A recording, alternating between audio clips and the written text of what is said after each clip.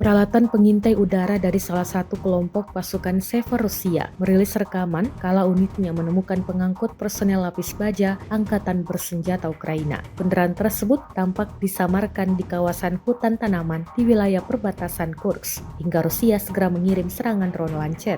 Rekaman detik-detik serangan diunggah di Telegram Kementerian Pertahanan Rusia pada Senin 26 Agustus 2024. Dalam keterangan unggahan disebutkan, setelah dikonfirmasi, target pengangkut personel Ukraina yang terdeteksi terkena serangan langsung dari amunisi Lancet yang berkeliaran. Secara real-time, alat pemantauan objektif Rusia mencatat tembakan hebat ke pengangkut personel lapis baja Ukraina.